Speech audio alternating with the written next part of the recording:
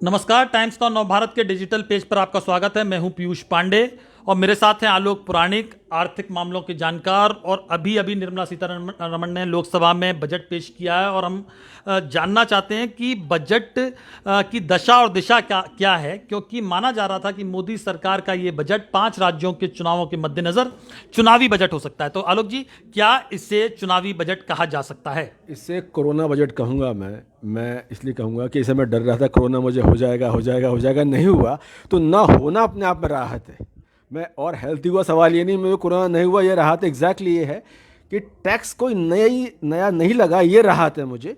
मैं परेशान था कि टैक्स नया नहीं लगाया जाए, लेकिन टैक्स कोई नया नहीं लगाया गया, मध्यम वर्गीय नहीं, तो मुझे राहत कुछ नहीं मिली। यानी मेरी जेब से पैसा नहीं निकाला गया, इतनी भर राहत कम से कम मध्य वर्गीय एंगल से मुझे दिखाई पड़ती, सैलरीशुदा के एंगल दिखाई पड़ती। जी। नहीं, लेकिन दो तीन चीज़ें हैं। एक तो ये था कि महंगाई जिस तरह से बढ़ रही है, जिस तरह से माना जा रहा था कि महंगाई को रोकने के लिए सरकार कोशिश करेगी, क्या आपको लगता है कि इस बजट में महंगाई को रोकने के लिए कोई कोशिश हुई है? और दूसरी बात ये कि बजट को लेकर पहले अटकलें ये थी कि मध्यम वर्ग को खुश करना है क्योंकि 5 राज्यों में चुनाव है, किसानों को खुश करना है क्योंकि 5 राज्यों में चुनाव है। तो कम से कम ये दो जो बड़े वोट बैंक भी हैं, क्या इनको खुश करने के लिए, और कम से कम वो इतने खुश हो जाएं कि 5 राज्यों में जब चुनाव 10 तारीख को वोट करने जाएं तो उनके दिमाग में कहीं बजट भी चले? देखिए, एक तो इसमें है कि इस बजट के जरिए निश्चय ही सरकार ने ये मैसेज देने की कोशिश की कि बजट में सरकार किसान विरोधी नहीं है। 2,37,000 मतलब 2 लाख करोड़ से ज़्यादा का अमाउंट सीधे ट्रांसफ़र होगा धान के किसानों के खाते में, गेहूं के किसानों के खाते में, ये सरकार ने इसमें किया। ड्रोन के जरिए खेती का जुगाड़ किया जाएगा, ये सरकार ने इसमें किया। तो इसमें एक मैसेज ये दिया गया है कि हम किसान के लिए कंसर्न हैं। अब सवाल ये है कि किसान के लिए कंसर्न है, और इसके अलावा एक बड़ी बात जो बजट में ये है कि इसमें उन्होंने 7 लाख करोड़ से ज़्यादा का इंफ्रास्ट्रक्चर डेवलपमेंट की बात की है। जब ये पैसा ऊपर से चलता है और बांध बनते हैं और सड़कें बनती हैं और पुल बनती हैं, तो कहीं ना कहीं नीचे पैसा जाता है वो। तो कुल मिला के इसके रिजल्ट इमीडिएट नहीं आएंगे। तो सरकार ने, आप ये कहिए कि चिंता कम करने वाला बजट तो पेश नहीं किया, लेकिन आपको नई चिंता नहीं दी। तो इसमें सरकार ये कम से कम कह सकती है किसान से या किसी और मध्य वर्ग से या किसी से हमने नया कर नहीं वसूला, सिवाय क्रिप्टो में इन्वेस्टमेंट करने वालों से। नहीं, क्रिप्टो पर मैं अलग से आपसे सवाल करता हूं। तो मतलब जो अनूठी बात दिखाई दी इस पूरे बजट में वो यही है कि एक तो डिजिटल करेंसी को लॉन्च करने का सरकार ने ऐलान कर दिया कि रिजर्व बैंक 2022-23 में इसको लॉन्च करेगी, और दूसरा ये कि क्रिप्टो का नाम ना लेते हुए भी 30% टैक्स लेने की बात कर दी। यानी जो लोग क्रिप्टो में निवेश कर रहे थे उनकी जेब अब कटेगी। लेकिन क्या इसको ये माना जाए कि क्रिप्टो को मान्यता देने की दिशा में सरकार बढ़ रही है? नहीं, इसमें क्रिप्टो को मान्यता देने जैसे कोई बात इसमें नहीं, कि क्रिप्टो वर्ड का यूज़ तक नहीं किया गया, उसमें डिजिटल एसेट्स की बात की गई है। अब वो क्रिप्टो करेंसी को कैसे रेगुलेट करेंगे, वो क्या फ्रेमवर्क होगा, वो अभी कमेटी बन के सामने आगे आएगा। तो क्रिप्टो के लॉ को लेकर अब इस बार भी इस बजट सेशन में कुछ नहीं है। तो क्रिप्टो की कमाई पर सरकार की नज़र है, कमा रहे हो तो देखे जाओ। अभी क्रिप्टो के रूल्स रेगुलेशन बनना बाकी है, लेकिन जैसे मैसेजेस मिल रहे हैं उसमें यह कि क्रिप्टो को कंप्लीटली बैन नहीं किया जाएगा, उसको रूल्स रेगुलेशन ला के और मैसिव टैक्सेशन लगा के सरकार उससे डील करेगी। दूसरी बात, सबसे इसमें स्मार्ट चतुराई वाली बात यह है कि इसमें घोषणाएं बहुत बड़ी हैं। 100 से ज़्यादा 300 ट्रेन चलाई जाएंगी। कब चलाई जाएंगी? 3 साल के अंदर चलाई जाएंगी। 25 साल का इंफ्रास्ट्रक्चर का प्लान, 100 साल का प्लान इंफ्रास्ट्रक्चर का। तो यानी कि अगर आप सरकार से क्वेश्चन करने जाएं कि भाई एग्जैक्टली क्या है, तो आपको बताएंगे 3 साल में आएगा, 4 साल में आएगा। 7 लाख करोड़ से ज़्यादा का हमारा प्लान इन्वेस्टमेंट है, लेकिन इसके रिजल्ट इमीडिएटली विजिबल नहीं होंगे। तो प्लान्स जितने हैं सारे बहुत शानदार अभी आपके सामने हैं, रिजल्ट कब आएंगे इसका आप इंतजार कीजिए। यानी सरकार ने गोलमोल बात रख दी है कि हमारे पास योजनाएं बहुत हैं, वो योजनाएं कैसे पूरी होंगी, क्योंककि डिसइन्वेस्टमेंट को लेकर, विनिवेश को लेकर सरकार के उद्देश्य बहुत बड़े बड़े रहे हैं पिछले 2-3 सालों में। लास्ट ईयर ही 2 लाख करोड़ से ज़्यादा का डिसइन्वेस्टमेंट का प्लान था, लेकिन सिवाय एयर इंडिया के कोई ऐसी बड़ी योजनाएं साकार नहीं हो सकी और 1,78,000 करोड़ के लक्ष्य से हम चूक गए हैं, मतलब जो अभी आंकड़ा है। तो आपको लगता है कि डिसइन्वेस्टमेंट पर जिस तरह से हम फेल हुए, जहां पर हमको पैसा जहां से आना था, तो ये इतनी बड़ी बड़ी योजनाएं तो बना दी है सरकार के पास, अभी उस तरह की पैसा लाने की योजना नहीं दिखाई दी इस बजट में। इस बजट में देखिए, एक तो ग्रीन बॉन्ड की बात की है सरकार, दूसरा डिसइन्वेस्टमेंट का प्लान 2022-23 में सरकार बहुत कामयाबी से चला ली। क्योंकि एक बात आप नोट कीजिए, एयर इंडिया का डिसइन्वेस्टमेंट हुआ, टाटा ग्रुप को दे दी गई, इस पे झूठे को भी, नाम को भी कोई विरोध ही नहीं आया।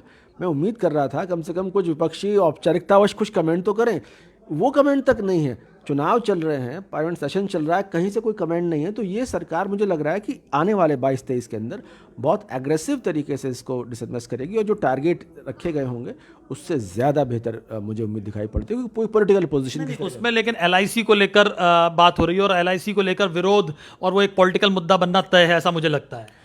देखिए, एलआईसी को लेके मुझे नहीं लगता कोई पॉलिटिकल विरोध, पॉलिटिकल मुद्दा बनने वाला है। अगर आप देखें तो जो विपक्ष की समझ है पॉलिटिकल इश्यूज़ की, वो बिल्कुल ऐसी समझ है जो 70s-80s वाली है। आईपीओ से मिडिल क्लास इन्वेस्टर को फ़ायदा होगा, आईपीओ से बहुत सारे लोगों को फ़ायदा होगा, आईपीओ में कुछ हिस्सा उनके एम्प्लॉयज़ के लिए होगा, कुछ हिस्सा उनके पॉलिसी होल्डर्स के लिए होगा। एलआईसी के पॉलिसी होल्डर्स की तादाद जो है ना, वो पूरे विश्व के कई देशों की जनसंख्या से ज़्यादा है। तो पॉइंट ये है कि वो कोई बहुत मुझे मसला दिखाई नहीं पड़ता। आईपीओ एलआईसी का ठीक ठाक आएगा, वो इस साल के अंत तक आएगा, फाइनेंशियल ईयर या अगले साल के अंत तक आएगा। तो डिसइन्वेस्टमेंट के जरिए पैसा कमाने में मुझे कोई दिक्कत दिखाई नहीं पड़ती। लेकिन मध्य वर्ग, जो मिडिल क्लास है, उसको निराशा लगी है। 2014 से पहले बजट से लेकर आज तक सरकार ने टैक्स स्लैब में कोई बदलाव नहीं किया है। हर बार ये अटकल लगाई जाती है कि 2.5 लाख से 3 लाख होगा, कभी कभी 5 लाख की अटकलें होती हैं। सरकार को मध्य वर्ग की कम से कम जो सैलरी क्लास है उसकी चिंता इस बजट में नहीं दिखाई देती। आप अगर देखें तो सरकार की नीतियों में कंटिन्यूटी है। सरकार अगर देखें तो सबसे ऊपर वाले के लिए चिंतित है और सबसे नीचे वाले के लिए चिंतित है। स्टॉक बाजार एक साल में 25% अप हो गए। आप स्टॉक इन्वेस्टर हैं, आप हैप्पी हैं, मस्त रहिए। नीचे वाले के घर में खाना पीना पहुंच रहा है, और इतना पहुंच रहा है कि वो फ्री में इतना पहुंच रहा है कि वो खुद भी खाए और बेच भी खाए। अब मिडिल क्लास जो है ना, ये अपने बूते पे चले। अगर आप याद करें, जेटली का कुछ 2-3 वर्ष पहले जब वो जीवित थे बयान था कि मिडिल क्लास अपने आप को खुद डिफेंड करे, खुद इसको अपना सहारा बने। तो सरकार को वोट जहाँ से चाहिए वोट ना से नहीं, लेकिन बीजेपी का वोट बैंक तो मिडिल क्लास माना जाता रहा है, जो बीजेपी के पक्ष में। और अब middle class, the great Indian middle class basically 40 crore के आसपास है, उससे भी ज़्यादा।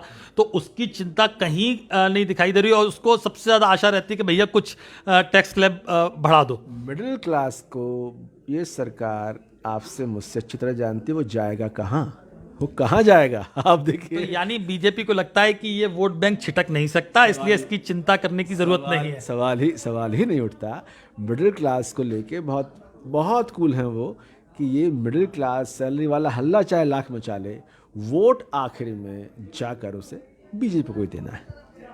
यानी मिडिल क्लास को राहत नहीं मिली पिछले 5-6 सालों में, आगे भी मिलेगी कि नहीं मिलेगी। लेकिन इस बार आलोक जी, एक बजट में बड़ी इंटरेस्टिंग चीज़ दिखाई दी। आपने पूरा बजट सुना है गौर से, कि सरकार ने जो तमाम मंत्रालयों के लिए या जो सेक्टर्स के लिए घोषणाएं होती हैं, जो बजट एलोकेशन होता है, उसको आंकड़ों में नहीं बताया है। मतलब जो ऐसा मुझे सुनते हुए लगा कि रक्षा बजट कितना है, वो बजट डॉक्यूमेंट में तो होगा लेकिन स्पीच में नहीं आया। तो क्या ये जानबूझ के किया गया ताकि लोग, अभी जो टीवी पर चर्चाएं चल रही हैं या हम लोग चर्चा कर रहे हैं, बजट डॉक्यूमेंट हमारे पास नहीं है, तो हम तुलना ना कर सकें, डिफेंस का बजट कितना कम किया, एजुकेशन का बजट कितना कम किया, तो इस पर हम चर्चा ही नहीं कर सकते अभी। और बजट डॉक्यूमेंट शाम तक आएगा, उसको हम पढ़ेंगे और उसके बाद समझ पाएंगे कि क्या करना है। देखिए, उसमें ये तो लगभग हर साल ही होता है कि वो जो उनके पॉजिटिव हाईलाइट्स होते हैं वो तो मैडम वहाँ बताती हैं, लेकिन जो थोड़ा सा लगता है कि इसका नेगेटिव इम्पैक्ट होगा, उसके बारे में वो हाईलाइट नहीं करती। जब आप डेटा डॉक्यूमेंट देखते हैं तब समझ में आता है उसको। लेकिन इसमें जो समझ में आया कि साहब उन्होंने कहा कि डिफेंस का अब 65% हम इंडिया में ही खर्च करेंगे, तो जो बताया है उन्होंने उसके हिसाब से तो बहुत नेगेटिव दिखाई नहीं पड़ रहा। नहीं, सिर्फ डिफेंस का मामला नहीं है, क्योंकि हेल्थ को लेकर बहुत सारी बातें हो रही थी, क्योंकि हेल्थ का हम लोग जीडीपी का 2% खर्च करते हैं। कोविड के बाद ये लगातार मांग होती रही कि भाई हेल्थ बजट बढ़ना चाहिए और जो इंफ्रास्ट्रक्चर है उस पर काम होना चाहिए। काम हुआ भी है, लेकिन वो आंकड़ा सरकार ने नहीं रखा हेल्थ का, एजुकेशन का। एजुकेशन को लेकर बातें बहुत की गई अभी। देखिए, भाषण में नहीं है, जो मेरे ख्याल में आप हम सबको एक डेटा देखना पड़ेगा, मनरेगा पे क्या डेवलपमेंट किया, एक्चुअल डिफेंस में क्या किया ना, वो जब डेटा सामने आएगा तो विस्तार से ज़्यादा बात हो पाएगी। पर निश्चय ही जिन बातों से एक पॉजिटिव रिस्पांस फ़ौरन मिल जाए उसका तो ध्यान रखते हैं वित्त मंत्री, लेकिन जो मायने डिटेल्स की बातें हैं वो हम शाम तक डिस्कस कर पाएंगे। महंगाई को लेकर आपको लगता है इसमें कुछ हुआ ऐसा कि महंगाई कम होगी? क्योंकि महंगाई जो रिटेल इन्फ्लेशन रेट है, जो थोक महंगाई दर है, वो भी दोनों बढ़ी हुई है पिछले 6-7 महीने से, थोक तो और पहले से, और फ्यूल का महंगाई में रोल लगातार बढ़ता जा रहा है। हर तरफ से ये बात हो रही है कि महंगाई को रोकने के लिए बजट में कोशिश होनी थी अब, लेकिन एज एन एक्सपर्ट आपको क्या लग रहा है कि कुछ ऐसा काम हुआ है कि महंगाई पर अंकुश लगेगा? देखिए, इस बजट का महंगाई कम करने से कोई ताल्लुक नहीं है, और बल्कि 10 मार्च के बाद आप और बढ़ी हुई महंगाई के लिए तैयार हो जाइए। अंतर्राष्ट्रीय बाज़ारों में तमाम वजहों से, यमन से लेकर यूक्रेन के चलते कच्चे तेल के भाव बढ़ रहे हैं, $90 पर बैरल के आसपास चले गए हैं। लेकिन सरकार चूँकि 10 मार्च तक की चिंता में है, इसलिए कोई भाव नहीं बढ़ेगा। आप याद करें 2 महीने पहले रोज़ भाव बढ़ते थे। 10 मार्च के बाद पेट्रोल और डीजल के भाव बढ़े हुए दिखाई देंगे, और वो देर सबेर रिफ्लेक्शन हमारी सारी चीज़ों पे आएगा। तो महंगाई के बढ़े हुए स्तर के लिए हम सबको 10 मार्च के बाद तैयार हो जाना चाहिए, और उसका कोई ताल्लुक इस बजट से दिखाई नहीं पड़ा। नहीं, यानी आपने क्लियर कर दिया कि महंगाई को रोकने के लिए इस बजट में कुछ नहीं है, और 10 मार्च के बाद, यानी जब 5 राज्यों के चुनावी नतीजे आ जाएंगे, तो उसके बाद महंगाई और बढ़ेगी। एक सीधा सवाल करूं कि अगर बजट की, क्योंकि बजट जो जिन लोगों से अभी मेरी बात हुई, प्राथमिक बात हुई, तो उनको किसी को ये समझ में नहीं आ रहा है कि इस बजट से किसको क्या हासिल हुआ है। तो अगर हम ये कहें कि 4-5 बड़ी बातें इस बजट में क्या हैं, तो आपको क्या लगता है? 4-5 बड़ी बातें हैं कि बजट से हासिल बहुत लोगों को हुआ है। आप देखिए, सेंसेक्स लगातार ऊपर गया। सेंसेक्स तो अभी का सेंटिमेंट से मुझे लगता है वो थोड़ी देर में भी, और कल उसको जब समझ में आएगा लोगों को कि बजट से एक तो जो इन्वेस्टर है वो अभी जितना देख पाए हैं उससे बहुत ज़्यादा नेगेटिवली इन्फ्लुएंस नहीं है। दूसरा, बजट से इंफ्रास्ट्रक्चर डेवलपमेंट आने वाले वक्त में हम और ज़्यादा सड़क, पुल, बांध वगैरह देखेंगे, वो हमें दिखाई पड़ता है। और खेती को लेके जो एक डायरेक्ट ट्रांसफ़र, जो 2 लाख करोड़ से ऊपर का अमाउंट ट्रांसफ़र होगा, इसका मैं पॉजिटिव इम्पैक्ट देता हूं कि अगर गाँव में 2 लाख करोड़ रुपये किसी की जेब में गया तो कहीं ना कहीं जाएगा भी, वो बाइक में भी जाएगा और साबुन में भी जाएगा, बिस्कुट में भी जाएगा। तो परचेजिंग पावर वहाँ से इम्प्रूव हो गई। दरअसल इसको अगर पॉलिटिक्स के हिसाब से देखेंगे, पॉलिटिकल इकोनॉमी के हिसाब से देखेंगे, सरकार वहाँ काम कर रही है जहाँ उसको वोट भी आ जाए, जहाँ वो ये कह सके कि हम उनकी चिंता करते हैं, और ऊपर वालों की चिंता कर रही है जिसके पास बहुत पैसा है। जो मिडिल क्लास जिसकी आप बात कर रहे हैं ना, मिडिल क्लास के लिए इस बजट में कुछ भी नहीं। किसानों के लिए भी आपने कहा कि मतलब जो घोषणाएं हुई है एमएसपी को लेकर या गेहूं और धान की खरीद को लेकर, लेकिन एक बात चल रही थी कि किसान सम्मान निधि को बढ़ाया जाएगा। उस तरह की घोषणा कम से कम बजट स्पीच पे नहीं थी, क्योंकि किसान सम्मान निधि को बढ़ाने से सीधे सीधे आप किसानों से कह सकते थे कि आपके अकाउंट में अब 6,000 की जगह 9,000, 12,000 जो भी आना है, और वो शायद एज ए वोटर के रूप में किसानों को प्रभावित किया जा सकता था।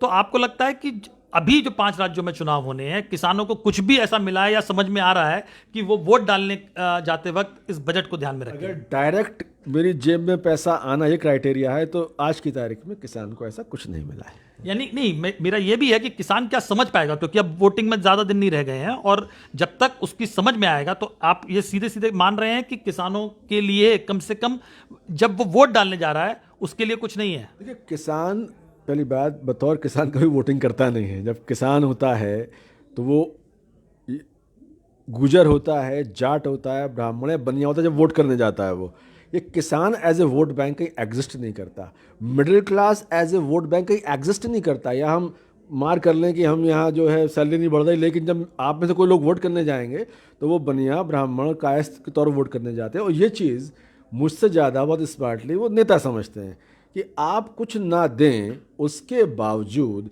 हमारे पास कुछ ट्रिगर्स ऐसे हैं कि आपको ट्रिगर करके हम आपसे वोट ले सकते हैं। तो इसका ताल्लुक वोटिंग से ना था और ना है, और ना मुझे लगता है आने वाले वक्त में होने वाला है। तो इसका मतलब सर, कुछ यूजर की कमेंट्स हैं। जी। एक तो पूछ रहे हैं कि रेलवे को क्या मिला, और एक कमेंट है कि क्या ये नए भारत का बजट है, क्योंकि कई ऐसे टारगेट्स रखे गए हैं, जैसे मेंटल हेल्थ की को लेकर घोषणा हुई है, डिजिटल करेंसी है, गांव में ऑप्टिकल फाइबर और 5G, और एक कमेंट है कि इन सब के लिए पैसा कहाँ से आएगा? बिल्कुल, देखिए पैसा इसमें कहाँ से आएगा ये तो जब हम डॉक्यूमेंट देख पाएंगे, लेकिन निश्चय ही अगर पार्लियामेंट में ये बात उन्होंने कही है तो ग्रीन बॉन्ड की बात उन्होंने कही है। दूसरी बात, अगर टैक्स स्लैब कम नहीं की गई है तो इसी से आपको पैसा ज़्यादा आने वाला है। तो रिसोर्सेज की दिक्कत तो नहीं, और जीएसटी को लेकर बहुत तारीफ हुई क्योंकि जीएसटी का जो मैडम ने उसमें कहा कि हाईएस्ट एवर 1,41,000 करोड़ रुपया कलेक्ट हो चुका है। और जीएसटी कोई ओपिनियन नहीं होता, फैक्ट होती है, यानी पैसा आ चुका है। तो 1,41,000 करोड़ अभी आ चुका है, जबकि अभी ओमिक्रॉन वेव में ऑलमोस्ट बीचों बीच में है। तो मुझे ऐसा लगता है कि फाइनेंस की दिक्कत सरकार के पास आने वाले 3-4 महीने बाद नहीं आने वाली है। डिसइन्वेस्टमेंट से भी खूब आने वाला है और टैक्स लेवल पर कोई दिक्कत नहीं आने वाली। तो दिक्कत पैसे की नहीं है। और डेफिनेटली जो कमेंट आपके व्यूअर का है कि digital economy, digital currency, mental issues और एग्रीकल्चर यूनिवर्सिटी भी डिजिटल हो, ये सब बातें लेकर, तो मैं कह सकता हूँ कि विज़न तो बहुत ज़ोरदार है, जैसे कि मोदी जी के हर डॉक्यूमेंट में होता है। अब ज़मीन पे कितना उतार पाएंगे ये हमें देखना पड़ेगा। यानी जो अब हमारी बातचीत हुई उसको मैं समाप्त करूं, उसका निष्कर्ष निकालने की कोशिश करूं तो 5 राज्यों के चुनाव जो होने हैं उसकी वोटिंग को ये बजट प्रभावित नहीं करता है, क्योंकि मिडिल क्लास को इससे कुछ नहीं मिला और किसानों को जो मिला है वो कम से कम तात्कालिक रूप से उनको प्रभावित नहीं करता है। सरकार ने दूरगामी योजनाएं बनाई हैं इंफ्रास्ट्रक्चर को लेकर और सरकार के पास एक विज़न है, उसके लिए पैसे की व्यवस्था भी की। हालांकि बजट डॉक्यूमेंट देखेंगे हम तब समझ में आएगा कि सरकार पैसा और कहां से लेके आएगी। लेकिन फिलहाल जिसे हम चुनावी बजट मान रहे थे कि मोदी कोई मास्टर स्ट्रोक इस बजट के जरिए चलेंगे, वो ऐसा नहीं दिख रहा है जी। मास्टर स्ट्रोक मोदी का ये है कि आप मोदी से शिकायत नहीं कर सकते कि उसने आपकी जेब से कुछ निकाल लिया। मतलब यही है कि आप ये राहत लीजिए कि और टैक्स नहीं लगाया गया। अगर मैं आखिर में आपसे सवाल करूं कि एक तो मोदी सरकार का ये इस बजट को आपने लगातार सारे बजट देखे हैं, 10 में से कितने नंबर देंगे? जो 2014-15 से ये 2021-22। इसे 6 नंबर दूंगा। फर्स्ट डिवीजन इसलिए दूंगा कि ये 2 सालों का बजट दरअसल असाधारण बजट है। यानी 100 साल में, करीब 30 साल से मैं बजट देख रहा हूँ, इस तरह की हालत कभी आए नहीं कि 2 साल तक कोरोना ने आपका सब कुछ ठप कर रखा हो, सर्विस सेक्टर आपका बिल्कुल ठप पड़ा हो, होटल चल नहीं रहे हैं, पर्यटन का हाल खराब है। तो इस हालत में जैसे भी कतर ब्योंत करके इतना सब, मतलब मेरी जेब से पैसे नहीं निकाले गए और इतना सब कर दिया गया। एक आखिरी सवाल और, क्योंकि वो उसको मैंने उस तरह से बात नहीं की, क्योंकि रोजगार को लेकर एक बहुत बड़ा मुद्दा था और वो विपक्ष का भी मुद्दा है, जमीन पर भी मुद्दा है। बेरोजगारी दर सबसे ज्यादा है, लगातार रिपोर्ट्स आ रही हैं। सरकार ने कहा तो है कि 60 लाख नए रोजगार का निर्माण करेंगे, लेकिन आपको लग रहा है कि जो योजनाएं हैं उसमें सीधे तौर पर, प्रत्यक्ष तौर पर रोजगार डेवलप हो रहा है? देखिए, आप एक चीज समझिए, रोजगार की कोई कमी नहीं है इस देश में। मेरी बात समझिए, 15,000 रुपये महीना और बाइक आपके पास है तो 15,000 रुपये स्विगी से लेके जोमेटो से लेके इतने रोजगार अवेलेबल है। उनके ऐड आ रहे हैं टाइम्स ऑफ इंडिया में कि आइए ज्वाइन कीजिए। लॉजिस्टिक अपार रोजगार है, पर वो रोजगार क्वालिटी वाला नहीं है। आज की तारीख में भूखा कोई नहीं मर रहा। अगर बिल्कुल है तो मनरेगा से लेके आपके घर में फ्री का अनाज मिल रहा है, या बाइक लेके निकल जाइए, 15,000 जोमेटो दे देगा। मुद्दा रोजगार की क्वालिटी का है। रोजगार की क्वालिटी का मुद्दा है कि 20,000 रुपये नौकरी मिल रही है पर क्वालिटी वाली नौकरी नहीं है। तो इशू है क्वालिटी ऑफ जॉब का। दूसरी बात ये कि जिन उसकी आप बात कर रहे हैं यूपी और बिहार में, अभी हमने देखा वो मारधाड़ हुई सारे रेलवे के मसले पे। ये मारधाड़ यूपी बिहार में दरअसल जॉब के लिए नहीं है, ये गवर्नमेंट जॉब के लिए है, सिक्योर्ड गवर्नमेंट जॉब के लिए है। बेंगलोर में, महाराष्ट्र में, गुजरात में हम नहीं देखते, वहाँ की दुनिया अलग तरह की दुनिया है। तो ये जो सरकारी नौकरी का मसला है ये यहाँ का मसला है। लेकिन इस बजट ने निराश ये किया कि हम उम्मीद ये कर रहे थे कम से कम जो एक जो पद खाली पड़े हैं कम से कम उसको लेकर कुछ, जितना मेरी समझदारी कहती है कि गवर्नमेंट वाले जॉब्स जो हाई पेइंग वाले हैं वो अब कभी नहीं भरे जाएंगे। उसके लिए सारे कॉन्ट्रैक्ट, एड हॉक, डेली वाले काम होंगे। और नौकरियों की कोई कमी नहीं है। 15,000 की नौकरी आप ले लीजिए, भूखे मर रहे हो तो मनरेगा में आ जाइए। तो सरकार ने ऐसा सेटअप बना दिया है कि भूखा कोई मरेगा नहीं। और अगर बहुत क्षमता है तो आप स्टार्टअप बना के अपना करोड़ों कमा लीजिए। 42 यूनिकॉर्न्स बना दिए गए, यानी जिनके नहीं, लेकिन सवाल क्वालिटी ऑफ जॉब्स का तो है ही कि पीएचडी करने के बाद, इंजीनियरिंग करने के बाद, एमबीए करने के बाद भी आदमी चपरासी पद के लिए लगा हुआ है लाइन में, क्योंकि उसको समझ में नहीं आ रहा, क्योंकि वो मजदूरी कर नहीं सकता। और वो जोमेटो पे डिलीवरी कर नहीं सकता। क्वालिटी ऑफ जॉब्स के साथ फिर ताल्लुक क्वालिटी ऑफ एजुकेशन का भी है। ग्रेटर नोएडा से बीटेक वाले ऐसे बच्चों को जानता हूं मैं, जो आप उनसे कहें कि मुझे मोबाइल की बेसिक फिजिक्स समझा दीजिए, उन्हें नहीं पता, बेसिक मैथ्स नहीं पता। यानी ये बहुत गूढ़ मामला है कि मसला रोजगार का नहीं, मसला रोजगार ये का मामला नहीं, गूढ़ है, मसला लेकिन क्वालिटी ऑफ रोजगार का। लेकिन कुल मिलाकर इसको सम अप करें तो ये चुनावी बजट नहीं है। सरकार के पास अपना विजन है, लेकिन ये चुनावी बजट कम से कम नहीं है। धन्यवाद। नमस्कार।